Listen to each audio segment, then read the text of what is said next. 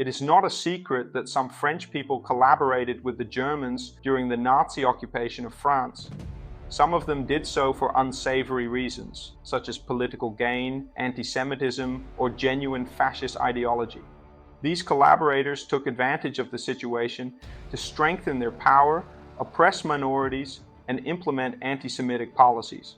However, when France was liberated in 1944, the world witnessed this historic moment through the lens of foreign journalists who were present to document the event.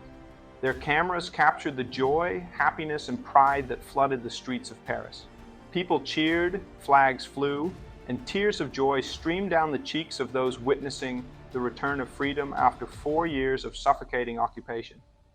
However, amongst the images of freedom, there were darker and more disconcerting ones. The confusing image was of thousands of French women with their heads shaved, standing pensively in a crowd, watching them with a mixture of anger and contempt.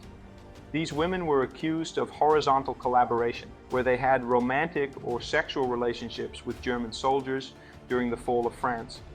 During the German occupation, food, clothing, fuel, and other goods were scarce.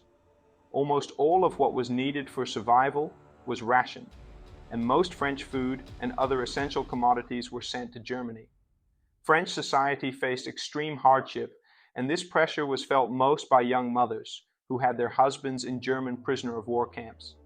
In this situation of deprivation and uncertainty, many women were forced to find ways to survive under the shadow of enemy occupation.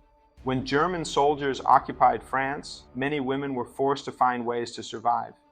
For some young mothers, one way out was to form relationships with German soldiers who could provide much-needed food and protection. They found themselves in a difficult moral dilemma, where the choice between starvation and betrayal of country became a daily reality. In addition to personal relationships, many French women became prostitutes and worked in nightclubs to have sex with German soldiers for money. As the urgent need to survive increased, working in nightclubs became a difficult but inevitable choice for many women. In fact, due to the popularity of these clubs, German and French officials worked together to regulate the places and build new ones, so more and more women were forced to work in this field.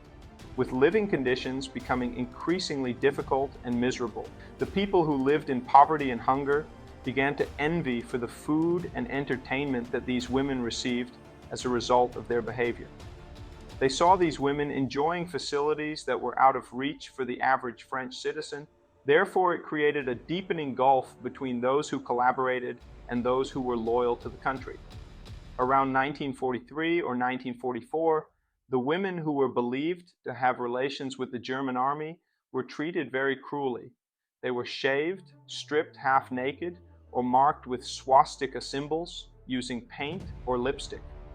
These actions were not only to punish, but also to humiliate and ostracize them from society. However, this is not only happening in France, but other countries in Europe, including Belgium, Italy, the Netherlands, and Norway, are also experiencing the same thing, albeit on a smaller scale. Even though some victims are men, women are almost always the main targets.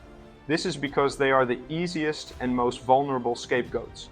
At the time, the social stigma against women was very strong, especially in the context of war and occupation.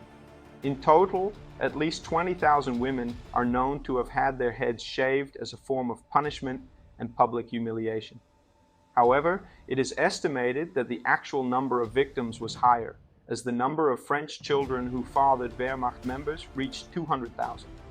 Although some women managed to relocate with German soldiers during the liberation of France, but others were left alone in France.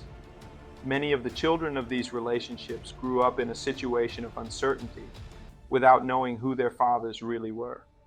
The lives of these children are filled with unique challenges and are often discriminated against at school, in their neighborhoods, and in everyday social interactions.